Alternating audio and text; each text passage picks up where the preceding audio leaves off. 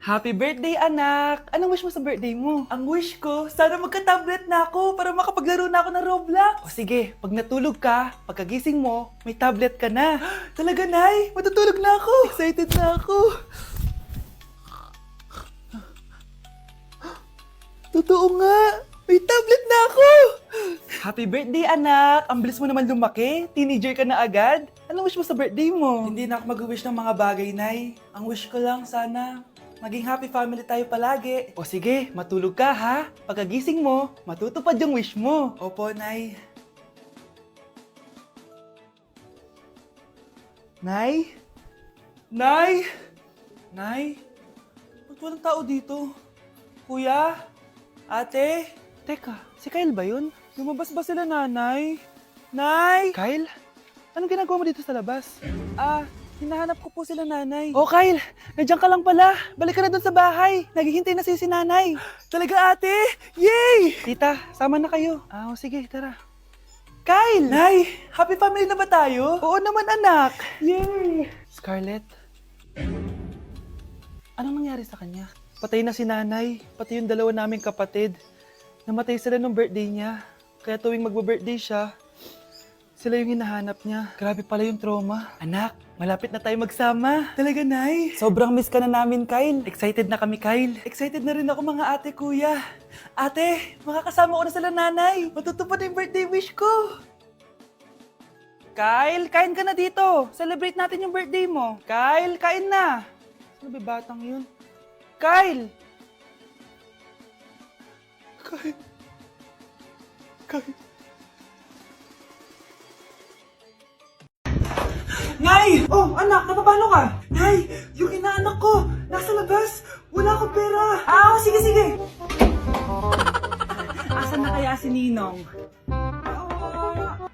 Ayun na siya, Nay! Oh, relax ka lang ha. Ako nang bahala. Ay, hello. Sinong hinahanap mo? Nandiyan mo ba yung Ninong ko? Wala siya. Ay, sayang. May ibibigay pa naman ako regalo sa kanya. Hi, inaanak. Nandito pala ako. Nasaan na yung regalo mo? Yung regalo? Bago ko ibigay yon, ibigay niyo po muna yung utang yung Aguinaldo na 10,000. 10,000? Wala akong ganang pera. Wala po ba? O sige, uwi na po ako. Next year na lang po yung regalo niyo. Guys, naiiyak ako ngayon. Sobrang lala na nangyari sa akin. Imagine, 8 AM yung flight namin mamaya ni Honey Bunch. Nandito pa kami sa Korea. Tapos, ang nangyari, oh my gosh, grabe. Sobrang nakaka-stress. Bumili kasi kami dito sa cosmetic shop na tier. Tapos, edi may mga tax refund siya. Edi binigay ko yung mga passport namin, ganyan. Yung kay Honey Bunch na balik. Tapos ako, ang tanga ko kasi na-distract ako kay ate kasi marunong siya mag-Pilipino. Siyempre na-entertain ako ganyan. So anong nangyari, inayan ako umalis ni Honey Bunch. Hindi ko man lang napansin na hindi ko nakuha yung passport. Sobrang tanga. Kumain pa kami, naglibot-libot pa kami. Like hindi ko man napansin. Pauwi na kami papuntang hotel. 600 pesos yung booking. 10 minutes lang kami nakasakay, tapos chinek ko yung bag ko. Sabi ko, bakit walang passport dito? Wala yung passport ko. Tapos naalala ko, naiwan ko pala doon sa tier shop. Ay, kanina sobrang nanginginig ako. Sobrang gusto kong umiyak. Problema pa is hindi pa siya 100% sure kung sa tier na naiwan yun. Hindi, doon talaga, sure ako na sa tier ko talaga siya naiwan. So, kailangan ko ulit mag-rebook ng flight namin papuntang Tokyo. Ang mahal. Grabe, kasi bukas na agad. Ang worst case scenario pa dito, baka na-misplace nila or nabigay nila sa ibang customer. Shit.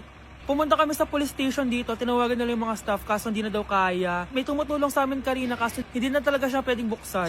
Ngayon pa talaga ako sinusubukan ng panahon kung kailan last day na namin. Like ngayon pa talaga siya nangyari. Kasi pag hindi ko nakuha yung passport, wala. Uuwi na talaga kami ng Pinas. Kailangan ko kumuha ng emergency passport. Kasi imagine, bayad ko na lahat ng hotel namin sa Japan. Kung di kami matutuloy dun, parang nagsayang lang ako ng pera. Guys, update ko kayo mamaya kung makukuha ko yung passport ko or kung matutuloy pa yung Japan trip namin. Kahit malakas ang ulan, wala pa ding suspension.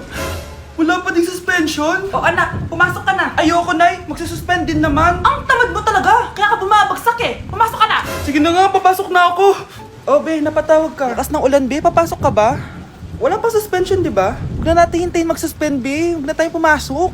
Oo, sige, be. Huwag na tayo pumasok. Hindi na naman papasok mga teacher natin. Walang papasok, ha? Oo, be. Huwag na tayo pumasok.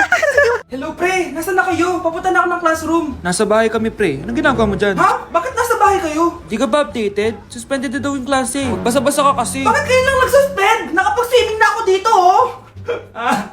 Good morning, class. Nasaan yung mga estudyante ko? Alis na nga ako. Present po, ma'am. Ano po lesson natin today, ma'am? Patahimikin mo na ako! Diba binagsak mo ako dati, ma'am? Ako naman ang magpapabagsak sa'yo ngayon. Lumayo ka! Tao po! Ikaw ba yung magbabantay sa anak ko? Opo, ako po yung magbabantay. Sige, magsimula ka na. Ito pala anak ko. Ang cute naman po niya. Aalis pala ako. Ikaw muna bahala sa anak ko, ha? Sige po. Bye-bye. God bless. Few moments later. Ang boring naman. Magsalita ka nga. Sige, ako na lang. Kukwento ko sa'yo kung paano ka ginawa ng mga magulang mo. Ganto kasi yan. Yung tatay mo may May tumatawag. Hello? Napakain mo na ba yung anak ko? Napakain?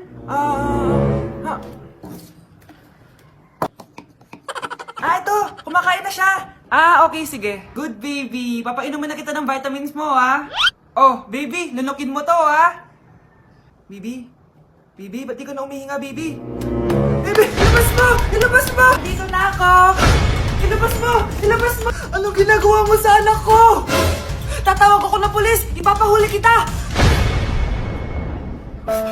Guys! It's time! Oh, mga anak! Pumunta na kayo lahat sa mesa! Wait lang! Patapos na itong makeup ko! Sandali lang! Pinapasa ko na yung last assignment ko of the year! Wait lang! Patapos na ito nilalaro ko! Teka! Nasaan tatay nyo? Ay naku! Ano bang bago? Gisingin nyo na! Okay, bago tayo kumain, may challenge tayo. Hala, anong prize na? Pera? Ayan, diyan ka magaling eh. Hindi. May magsasabi kung sino sa buong pamilya ang ganito. Tapos, ituturo natin kung sino ang akma sa sinabi. Okay, sino sa buong pamilya ang matakaw sa fries? Huy! Sabi ko, wag mo na kumain eh. Ang takaw mo talaga. Sino sa buong pamilya ang palaging nagpupuyat? Ang dami kasing schoolworks eh. O eto, sino sa buong pamilya ang palaging nagpapatawa sa mesa? Nakakatawa ba ako? Sino sa buong pamilya ang amoy chicken joy?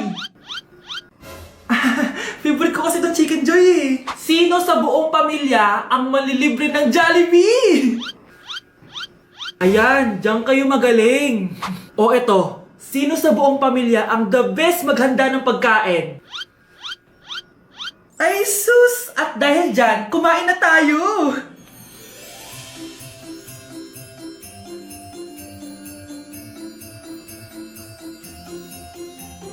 Sakto talaga ang Family Super Meal A, B, and C dahil nandito lahat ng favorites natin. Starts at 599 pesos. For me, sulit talaga to. And I can say na Jollibee is our joyful joy giver this Christmas. Buo ang saya ng Pasko with this Family Super Meals. Sino sa buong pamilya ang maghuhugas ng plato? No, bakit ako? Huwag niyo ako ikulong! Hindi ako scammer! Itigil niyo na yan! Hindi si nanay ang scammer. Pero nasa bahay na to, ang totoong scammer. Hoy bata, huwag kang mangialam. Wala ka namang ebidensya. Pero nay, alam ko hindi ko yung scammer. Tara na, sumama ka na sa akin. Mga anak, aayusin ko to ha? Babalik din ako, okay? Kung sino man sa inyo yung totoong scammer, umamin na kayo! Nakulong si nanay, di ba? Ate, walang may gustong makulong si nanay. Tsaka bakit kami lang tatlo sinisisi mo? Baka ikaw talaga yung totoong scammer. Imbes na magsisihan tayo, magtulungan na lang tayo para kay nanay. Malalaman ko rin ng totoo. Delivery po. Gabi na, may nagde-deliver pa? Kuya, kaninong parcel yan? Kay Susan po ulit. Ha? Paano nangyari yun? Nasa kulungan na si nanay. Aba ma'am, hindi ko po alam. Taga-deliver lang po ako eh. Sige na po. Oh, nasa gitna yung kalaban ha? Hoy, ayusin mo na itong mga damit mo. Ilagay mo muna dyan sa kama. Ayun na! Paano naman ito laman ng parcel na to? Nakakainis, talo na naman. Ano ba? Ba't nandito to? Ito ba yung galing sa scam?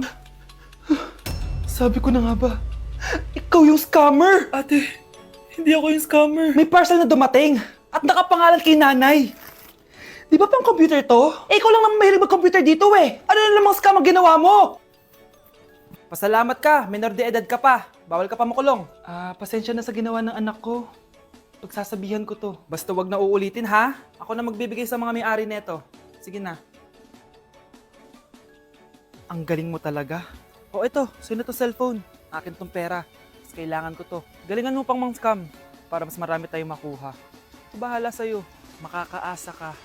Gagalingan ko pa. Eating only 7-Eleven for a day. Let's go! Honey Bunch, gising na, magkukontent ka, patayo na dyan.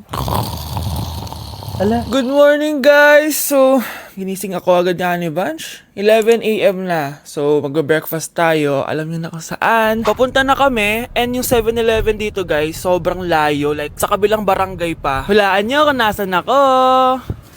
Nasa isang branch ako na binigay sa akin ni Daddy. Thank you, taxpayers! Wow, ang daming choices, oh. Umagang umaga, samgyup sa lagad. Ano yan? Balik mo yan. Ano na naman to? Bayaran mo to, ah. Sabi, di ba breakfast lang? Parang mag-fiesta na tayo dito, eh. Let's eat! So, itry na natin tong spam musubi. Yan. Mas masarap yung sa Japan, pero masarap din naman to. Meron tayong samgyupsal. Oh! Baho, ah. wow ah. Next is lasagna! Favorite ko yan. Masarap siya, guys. Mantikan ko na makalimutan itong matcha latte from Chingu.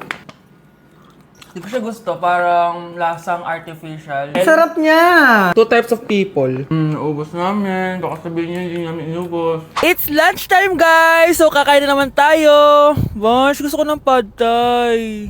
Hindi po, ate.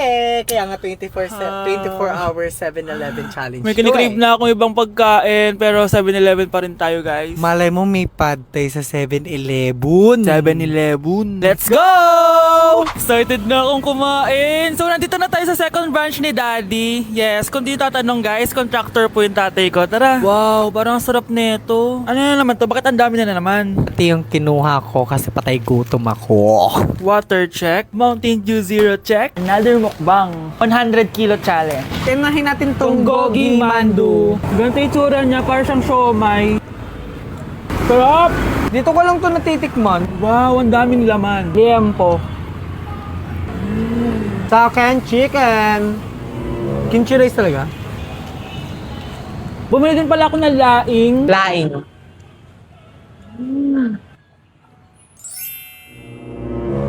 Hindi ko siya bet. For the dessert, May dessert pa? busog na naman! Kaya naman- Next stop na namin is dinner! It's dinner time! So, it's 7:17 na ng gabi and medyo nagugutom na tong tao na to. Saan kaya tayo kakain? Ayan, saan pa ba?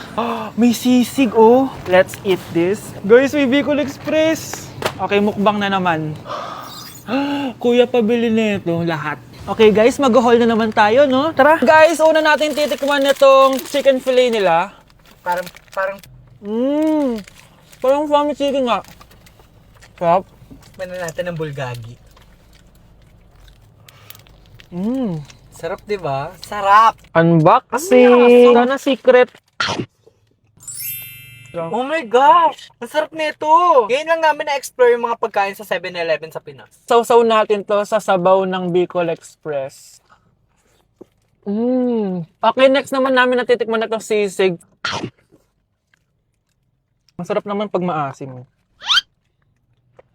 Grabe guys, nabusog talaga ako, malala. Kaya naman, kung may challenge pa kayo guys, i-comment nyo lang dyan at gagawin namin yan. So yun lang guys, thank you for watching and see you on my next vlog. Wow, vlogger.